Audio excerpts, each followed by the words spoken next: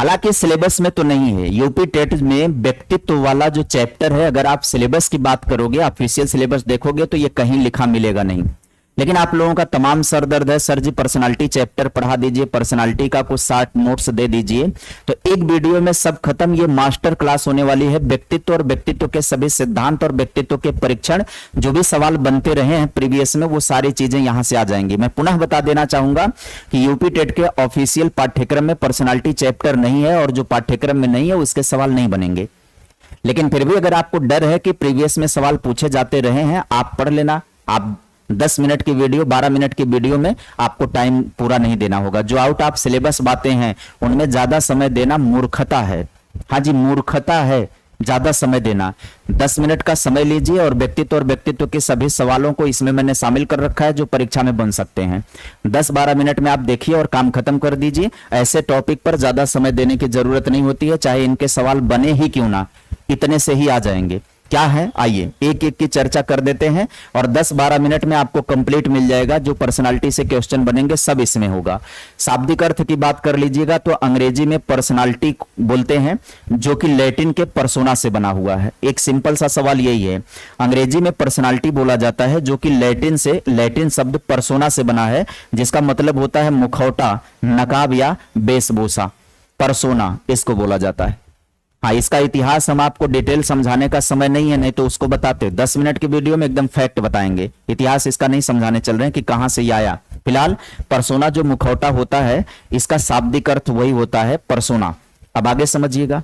UP TET की जो सबसे महत्वपूर्ण परिभाषाओं की बात कर लें पर्सनालिटी को लेकर के, तो गोल्डन आलपोर्ट की परिभाषा वेरी मोस्ट इंपॉर्टेंट हो जाती है। गोल्डन आलपोर्ट साहब कहते हैं कि व्यक्तित्व व्यक्ति के भीतर उन मनोशारीरिक तंत्रों का गतिशील संगठन है, डायनेमिक ऑर्गेनाइजेशन है, जो वातावरण के साथ उसका अपूर्व समायोजन निर्धारित करते हैं। यह बेहद महत्वपूर्ण परिभाषा है गोल्डन आलपोर्ट की। जेबी वाटसन कहते हैं हम जो कुछ भी करते हैं वही व्यक्तित्व है। वुडवर्थ कहते हैं कि व्यक्तित्व व्यक्ति की व्यवहार की समग्र विशेषता है, यह वुडवर्थ का कहना है। इससे ज्यादा परिभाषा में मुझे नहीं लग रहा कि कोई जरूरी है। एक जो मोस्ट पॉपुलर है पर्सनालिटी चैप्टर में, शारीरिक रचना के आधार पर व्यक्तित्व का वर्गीकरण जो होता है, वो क्रेसमर का बहुत पूछा जाता है। ये क्रेसमर ने 1925 में वर्गीकरण किया था। इनकी किताब का नाम था फिजिक एंड कैरेक्टर। ध्यान दीजिएगा, क्रेसमर की किताब का नाम है फिजिक एंड कैरेक्टर, जिसमें इन्होंने पर्सनालिटी के 4 प्रकार बताए हैं। कौन कौन सा? पिकनिक, जिसके अंदर नाटे मोटे गोल मटोल लोग आते हैं, कद में छोटे मोटे और गोल मटोल, खुशमिजाज होते हैं और सामाजिक होते हैं। एस्थेनिक जो होते हैं लंबकाय होते हैं, लंबे दुबले पतले कमजोर और शर्मीले होते हैं, एकांत प्रिय होते हैं। एथलेटिक जो सुडौल होते हैं, खिलाड़ी होते हैं, हिष्ट पुष्ट संतुलित शरीर होता है, सबसे आदर्श ये माने जाते हैं। एक होता है डिस्प्लास्टिक, जो कि मिश्रित होते हैं, जिनमें चारों के यानी तीनों के मिले जुले रूप पाए जाते हैं। ये जो 4 प्रकार का वर्गीकरण है, ये क्रेसमर का वर्गीकरण है। ये पूछा जाता है, ठीक है, ये पूछा जाता है, आप ध्यान रखिएगा। आगे समझिए, विलियम सेल्डन की बात करें तो इन्होंने 1940 में वर्गीकरण किया है। किताब का नाम होता है कि वैरायटी ऑफ ह्यूमन फिजिक। ध्यान दीजिएगा, वैरायटी ऑफ ह्यूमन फिजिक पुस्तक किसने लिखा है? सेल्डन ने। इसको क्या बोलते हैं? इसको सोमैटोटाइप सिद्धांत भी कहा जाता है, उपनाम हो जाता है इसका। इन्होंने सोमैटोटाइप थ्योरी दिया है, जिसमें इन्होंने 3 प्रकार की बात करी है। तकनीकी नाम बहुत पूछे जाते हैं इसके, ध्यान दीजिएगा।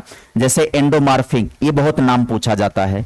गोलाकार लोग जो होते हैं, मोटे होते हैं, नरम होते हैं, आराम पसंद होते हैं, भोजन भट्ट होते हैं, यानी तोंदू होते हैं, भोजन पसंद करने वाले होते हैं।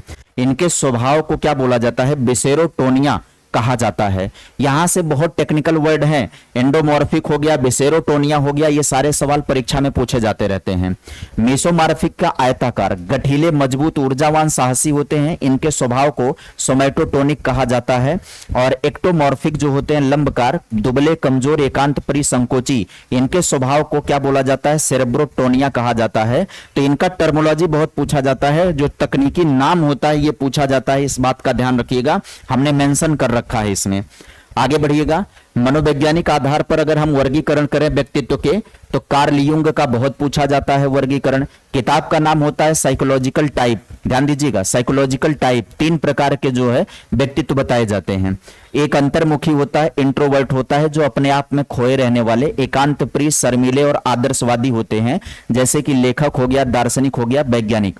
एक होते हैं बहिर्मुखी एक्सट्रोवर्ट, जो सामाजिक, मिलनसार, यथार्थवादी और व्यवहारिक होते हैं, जैसे राजनेता हो गया, समाज सुधारक हो गया, अध्यापक हो गया।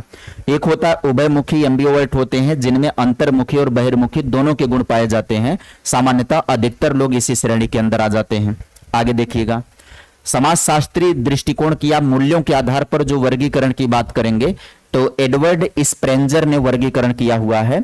इनके किताब का नाम है टाइप्स ऑफ मैन। इनकी किताब का नाम क्या है? टाइप्स ऑफ मैन, जिसमें उन्होंने 6 प्रकार के व्यक्तित्व बताए हैं। सैद्धांतिक व्यक्तित्व हो गया, आर्थिक व्यक्तित्व हो गया, सामाजिक व्यक्तित्व हो गया, राजनीतिक व्यक्तित्व हो गया, धार्मिक हो गया और कलात्मक व्यक्तित्व हो गया। इनका बहुत ज्यादा इंपॉर्टेंट नहीं है, लेकिन इतना इंपॉर्टेंट है कि टाइप्स ऑफ मैन पुस्तक किसने लिखा है, समाजशास्त्री या मूल्यों के आधार पर व्यक्तित्व का वर्गीकरण किसने किया है, केवल उतनी बातें आप सभी का महत्वपूर्ण हो जाता है। ठीक है, बाकी अगर ऐसा कोई पूछ ले कि कौन सा सैद्धांतिक व्यक्तित्व है, कौन सा आर्थिक व्यक्तित्व है, कौन सा सामाजिक व्यक्तित्व है, ऐसा सवाल भी बन सकता है। By the way, Gordon Allport की बात करें, सील गुण सिद्धांत, ट्रेट्स थ्योरी, इन्होंने व्यक्तित्व को सील गुणों का समूह माना और उन्हें 3 भागों में बांटा। कौन कौन से सील गुण बताया? एक प्रधान प्रवृत्ति बताया, एक केंद्रीय प्रवृत्ति बताया, एक गौड़ प्रवृत्ति बताया। प्रधान प्रवृत्ति में बताया कि यह व्यक्ति के पूरे व्यक्तित्व पर हावी होता है, जैसे महात्मा गांधी की अहिंसा और हिटलर की तानाशाही उनके संपूर्ण व्यक्तित्व पर हावी थी। ये जो है प्रधान सील गुण होता है। कौन सा सील गुण होता है? प्रधान। केंद्रीय प्रवृत्ति जो होती है, सेंट्रल ट्रेट्स जो होता है, ये सामान्य गुण होते हैं जो हर व्यक्तियों में 5 से 10 की संख्या में पाए जाते हैं, जैसे ईमानदारी हो गया, दयालुता हो गया, मित्रता हो गया, सहयोग हो गया। इसका गौड़ यानी सेकेंडरी ट्रेट्स होते हैं जो बहुत कम स्पष्ट होते हैं, जैसे खान पान का तरीका, कपड़े पहनने का ढंग, ये लोगों का बहुत स्पष्ट नहीं होता है। ये 3 प्रकार के सील गुणों से मिलकर के व्यक्तित्व बनता है, ये गॉर्डन आलपोर्ट का कहना है अपने सिद्धांत में। रेमंड बी कैटल का सिद्धांत देख लीजिए। तो रेमंड बी कैटल का जो वेरी वेरी इंपॉर्टेंट फैक्ट होता है कि कैटल ने व्यक्तित्व के 16 मूल सील गुणों की पहचान की। इसके लिए उन्होंने 16 पीएफ यानी पर्सनालिटी फैक्टर प्रश्नावली का निर्माण किया था। इन्होंने सील गुणों को 2 भागों में बांटा था, एक सतही सील गुण और एक स्रोत सील गुण। सतही सील गुण वो जो व्यक्ति का बाहर से दिखाई पड़ता है, और जो स्रोत सील गुण होता है जो व्यक्ति का अंदर होता है, जैसे बुद्धि हो गया, रुचि हो गया, ये उसका स्रोत सील गुण होता है। आगे बढ़िएगा, एक होता है हिप्पोक्रेटस का वर्गीकरण, जिन्होंने चिकित्सा शास्त्र के आधार पर सबसे पहला प्राचीनतम व्यक्तित्व का वर्गीकरण किसका है? तो हिप्पोक्रेटस का है। सबसे पहला व्यक्तित्व का वर्गीकरण किसने किया है? हिप्पोक्रेटस ने सबसे पहला व्यक्तित्व का वर्गीकरण 400 ईसा पूर्व किया है। इन्होंने फ्लूइड के आधार पर, शारीरिक द्रव्यों के आधार पर, द्रवों के आधार पर 4 प्रकार का बताया है।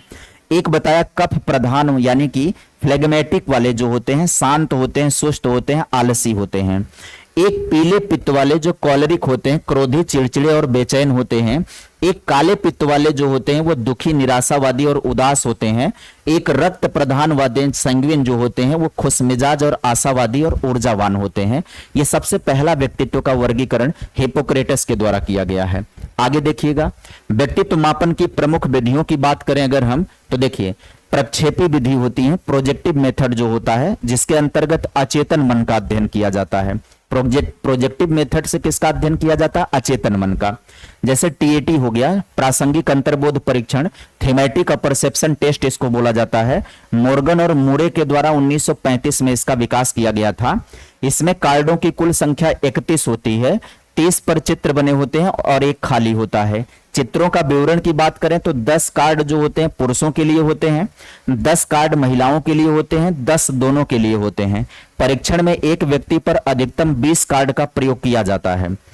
आयु वर्ग 14 वर्ष से अधिक वर्ष के लोगों का परीक्षण किया जाता है टीएटी प्रासंगिक अंतर्बोध परीक्षण के द्वारा।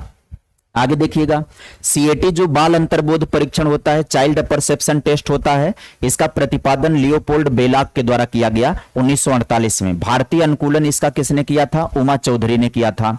कार्डों की संख्या इसमें 10 होती है। सभी कार्डों पर जानवरों के चित्र होते हैं, इंसानों के नहीं। और 3 से 11 वर्ष के बच्चों के लिए इस परीक्षण का प्रयोग किया जाता है। एक होता है आईबीटी इंक ब्लड टेस्ट, रोसा स्याही धब्बा परीक्षण जो है, प्रतिपादन किसने किया था? हरमन रोसा ने 1921 ईस्वी में, स्विट्जरलैंड के थे। इसमें कार्डों की संख्या कितनी रखी जाती है? 10, जिसमें 5 काले सफेद होते हैं, 2 काले और लाल होते हैं और 3 बहुरंगी होते हैं।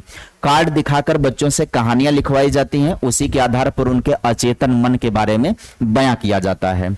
एक होता है SCT, वाक्य पूर्ति परीक्षण, यानी सेंटेंस कंप्लीटेशन टेस्ट होता है। पाइन व टेंडलर के द्वारा इसका निर्माण किया गया है। ये निर्माण करने वाले व्यक्ति पूछे जाते हैं।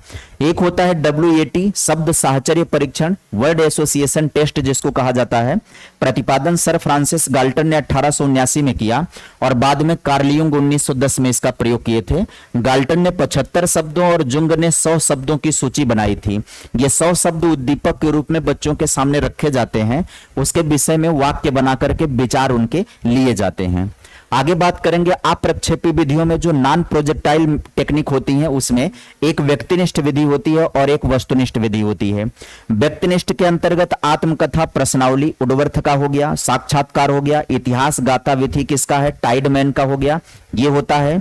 और वस्तुनिष्ठ विधि में समाज मिति, JL मैरिनो का हो गया, निर्धारण मापनी हो गया, शारीरिक परीक्षण हो गया।